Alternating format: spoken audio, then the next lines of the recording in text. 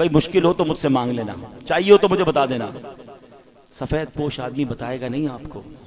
یہ جو روڈوں پہ کھڑے ہیں نا، ان میں سے بہت سارے تو پیشہ ور ہیں، یہ تو آتے ہی اسی نیت سے، پتہ نہیں کون سے ملک بھر سے آتے ہیں کہ رمضان میں جناب اتنے پیسے جمع کر کے جائیں گے۔ جس کی بھی اس وقت 40-50 ہزار سے کم آمدنی ہے نا، وہ بیچارہ ہینڈ ٹو ماؤتھ ہی ہے۔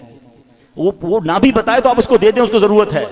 یعنی ہم کیوں یہ کہتے ہیں کوئی مجھے مانگے تب میں دوں گا، مانگنے پر مجبور کر رہے ہیں آپ کو، اور مجھے رب بن مانگے نہیں دے رہا۔ آپ یہ بنو نا۔ اب ہم سحری افطاریاں بہت سارے لوگ مسجدوں میں کراتے ہیں، میں کہتا ہوں کرانا چاہیے، لیکن آپ سوچیں مسجد میں نمازی پھر بھی سحری افطاری میں بہت اچھا کھا لیتے ہیں، کئی ہماری بہنیں مسجد میں تو نہیں آ سکتی نا، ان کے گھر میں کیا بنتا ہوگا؟ آپ گھروں میں پہنچانے کی عادت بنائیں۔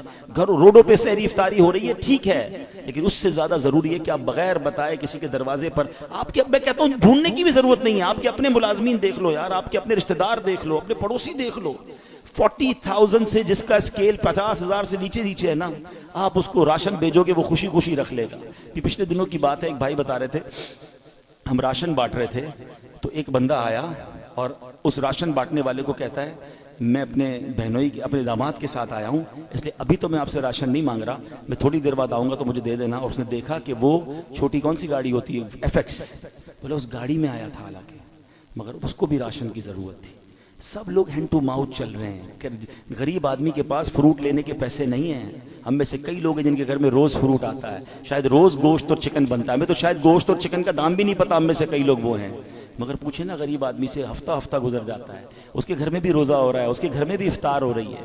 یہ وقت ہے جنت کمانے کا، یہ وقت ہے نیکیاں کمانے کا۔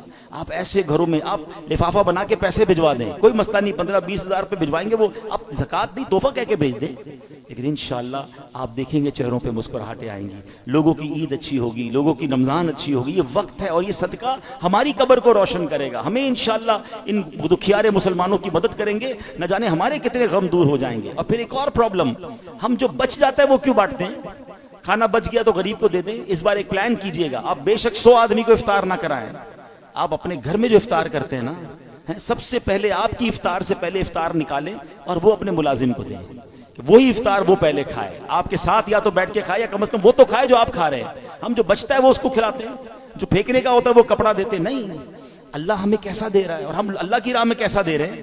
4 پارے کی پہلی آیت ہے لن تنالوا البر حتى تنفقوا مما تحبون، تم اس وقت تک بھلائی کو نہیں پہنچ سکتے جب تک اپنی پیاری چیز اللہ کی راہ میں خرچ نہ کرو، بیسٹ دو، بہترین دو۔ دیتے کیا ہو؟ بچا ہوا پھینکنے والا، وہ اللہ کی راہ میں دینا ہے، پھر کیا ایکسپیکٹ کرو گے؟ ارے دو نا دل کھول کے بہترین، سب سے اچھا اللہ کی راہ میں دو، پورے دو گے پورے ملیں گے، ٹوٹے دو گے ٹوٹے۔ ہم تو جو بچتا ہے وہ اللہ کی راہ میں دینا ہے، بلکہ اتنا پتہ نہیں دنیا سے محبت اتنی ہو گئی ہے۔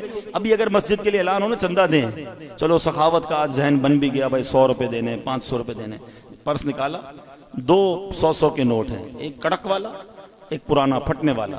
سچ بتاؤ مسجد کے ڈبے میں کون سا ڈالتے ہیں؟ کیوں؟ پرانا نیا والا 102 کا نہیں ہے، وہ بھی 100 کا ہے، اللہ کی راہ میں دینا نا، وہ یار یہ والا دے دو یار، یہ نکالو۔